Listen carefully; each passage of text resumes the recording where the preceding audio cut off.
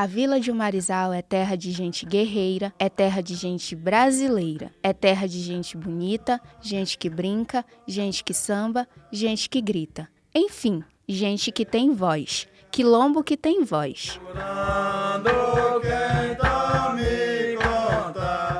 E apesar do último censo realizado em 2023 pelo IBGE ter registrado 494 territórios quilombolas, por que falar especificamente de Umarizal, que fica localizado no interior da Amazônia, mais precisamente no município de Baião, estado do Pará? Bom, porque Umarizal é único. Confesso que eu sou um pouco suspeita para falar. Afinal, eu sou de lá. Mas acho que entender o lugar de onde vim vai me ajudar a entender outras realidades quilombolas. Você, quilombola que me escuta, pode aprender mais sobre si através das minhas histórias. Você, que não é quilombola, mas também me escuta, também pode aprender sobre a rica diversidade cultural do Brasil e os mais de 1,3 milhão de quilombolas que habitam o nosso país.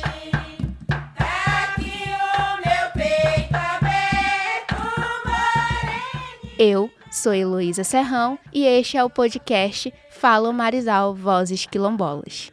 Nesta primeira temporada falaremos sobre Umarizal, que, como eu disse, é o quilombo onde eu nasci.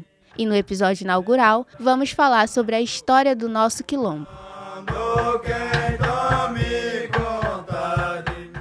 A história do nosso quilombo é passada de geração para geração. Eu, por exemplo, certamente vou contar histórias que eu vi para filhos, sobrinhos, netos. Mas, por enquanto, o que me resta é ouvir e aprender. A comunidade de Umarizal surgiu pela uma necessidade de liberdade. Certo tempo, todo mundo sabemos que o Brasil foi um dos últimos países a livrar a escravatura. Essa voz que você está escutando é do Divaldo, morador e professor da comunidade quilombola de Umarizal.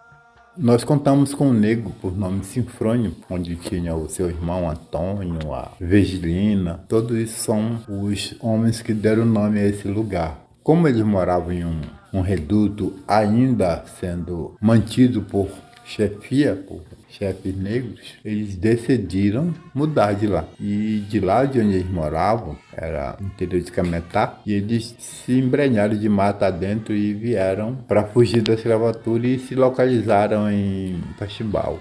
O Pachibal que o seu Divaldo fala foi o primeiro lugar onde as pessoas se agruparam, o primeiro quilombo. Mas a gente conhece o Pachibal como tudo. Falam de lá de Novo Destino, quando eles moravam primeiro lá em Novo Destino. Mas, sem o conhecimento científico, eles começaram a fazer a roça para plantação maniva em cabeceira de igarapé, que é uma necessidade muito que nós temos por falta de água hoje. E como eles começaram a trabalhar, cultivar a farinha artesanal, e foram até que o igarapé secou. Nessa secagem de igarapé, tinha o igarapé mais próximo, que era o Pachibal. Lá para aí eles vieram se localizar. Lá foi o surgimento do nosso primeiro quilombo. Houve alguns boatos de que indígenas poderiam atacar o quilombo, o que assustou os moradores e fez com que mudassem os próprios hábitos. E eles, como muito sábios por sua parte, e sabiam que índios atacavam às 6 horas da manhã ou às 18 horas. Então, eles mudaram a rotina de vida deles. Eles trabalhavam das 7 às 17 e vinham dormir nesse local aqui, sem nome ainda. Mas eles chamavam porque não tinha nome, eles moravam só no quilombo ali ao redor. Mas eles mudaram a trajetória de trabalho. Dormiriam aqui onde é hoje nós e trabalhavam em Pachibal porque o índio atacava só nas horas próprias, 6 da manhã e 18 da tarde. Como o seu Divaldo falou, faltava um nome, e ele surgiu de uma forma bem simbólica para aquele espaço.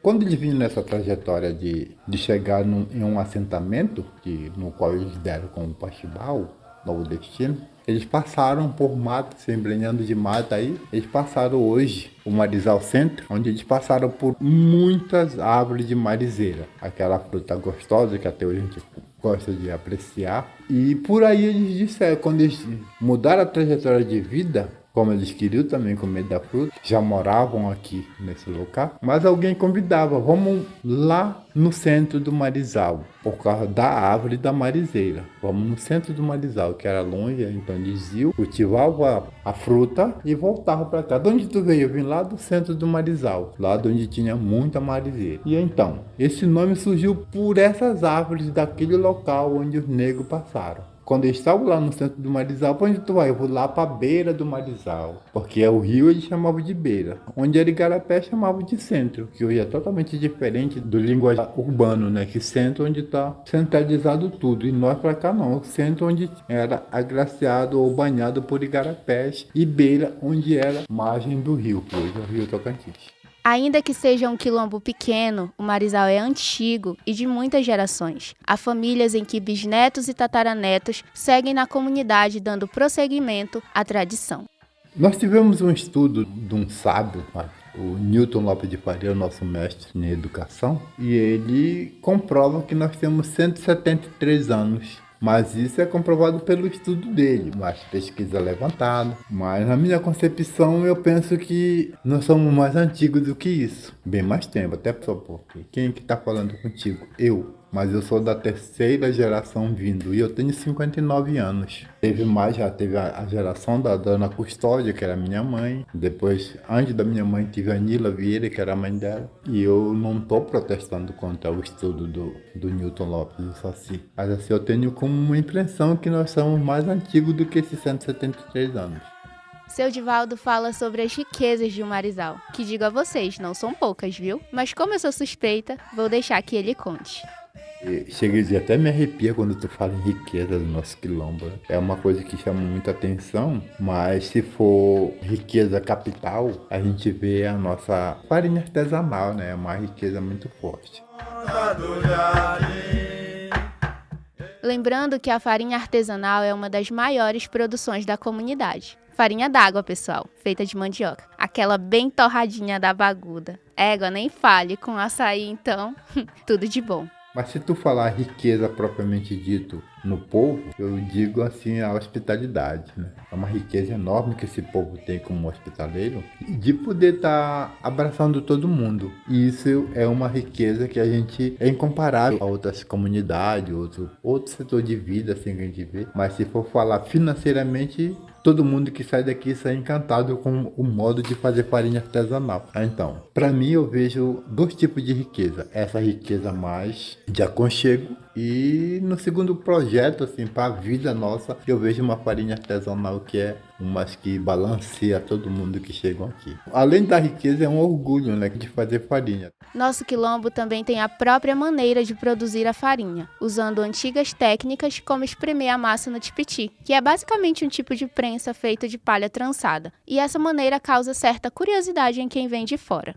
As outras comunidades que chegam, ou os fazedores de farinha, eles não conseguem implantar o modo de fazer farinha deles. Eles vêm com um tipo de fazer farinha que depois eles se deixam a predominação do fazer farinha artesanal do quilombo de Marizal é tão forte que ele acaba destruindo o que eles trazem do aprendizado e começa a cultivar o nosso fazer farinha, que é botar a mandioca na água, é ralar no dia que vai fazer, não espremer a massa na prensa, mas sim no tipiti, tem que ter a peneira, tem que sovar a massa. E esse tipo de fazer farinha, eu penso que nós temos como, não tanto como o capital, mas como um aprendizado para todo mundo que chega nessa comunidade.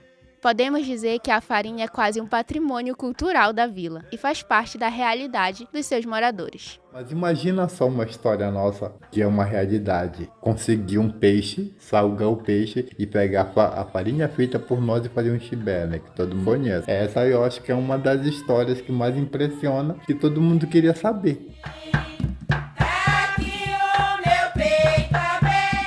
O tempo passa. No decorrer dos anos, o Marizal passou por muitas mudanças. Seu Divaldo relembra algumas delas. Por exemplo, a mamãe tinha uma história de quando a gente ia encoivarar a roça, ela buscava o balde de jamaru, né? Que é um balde, um depósito grande, e dá numa árvore. um balde mesmo, na verdade. E ela enchia água à tarde, tampava e deixava lá. Por causa do quê? Nós não éramos agraciados por geladeira, mas era um recipiente de água que também mantinha água friazinha durante o dia todo. Podia estar no sol como tivesse, mas ele mantinha a água friazinha devido ao recipiente ser natural. Hoje tu leva a garrafa PET pro roçado, né? Se tu não conseguir consumir ela até 9h30, tu já vai tomar água quente por causa do nosso ambiente, né? E a gente nem percebe que isso está sendo tão veloz, a gente pensa que sendo lentamente, mas eu não durmo em casa porque é um calor. E a gente dormia com cobertor sem ventilador. Essas são as histórias que o pessoal deixa se passar, parece que é uma coisa que está passando despercebido por nós. Égua, falamos bastante coisas, né? Inclusive sobre a farinha artesanal. E aí, ficaste curioso para saber mais sobre o processo? Então vem comigo que eu te conto. Ou melhor, a dona Rosena é quem vai te contar. O áudio tem um chiado no fundo, pelo que já peço desculpas de antemão. Mas antes, 2 avisos. O primeiro é que a gente também está lá no Instagram com o perfil Podcast Falo Marizal. Lá você tem acesso a conteúdos extras. Seguindo lá, você me ajuda aqui. O segundo aviso é que me dando 5 estrelas e ativando as notificações, você me ajuda a chegar em outras pessoas. Eu quero fazer outras temporadas, contar as histórias de outros quilombos. Mas para isso, o seu engajamento é muito importante. E aí, bora me ajudar?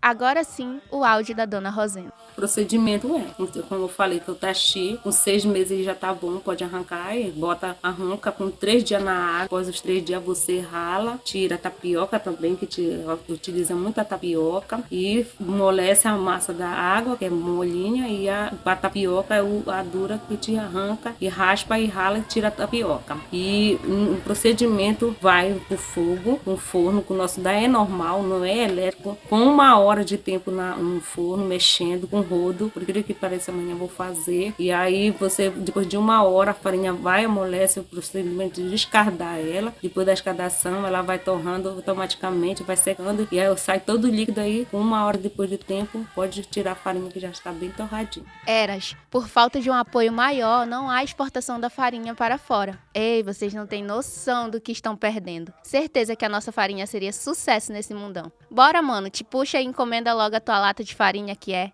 Infelizmente, nós só utilizamos ela aqui dentro da nossa vila. Antigamente, mesmo eles trocavam a farinha com óleo. Hoje, você tem que vender, você vende aqui dentro da vila. Nós não temos nenhuma exportação. Nós construímos uma farinha, fazemos. E nós vendemos para o comércio. O comércio que eu falo é uma mercearia, pequena mercearia. Nós não temos totalmente um comércio grande. Uma comunidade bem pequena. E onde a gente vai na comércio, vende a farinha. E em troca da farinha que a gente vendemos para o comércio, compramos nosso alimento, como óleo, açúcar e outros. E é assim que a farinha faz giro dentro da comunidade, gera renda e faz parte da alimentação de todos e todas.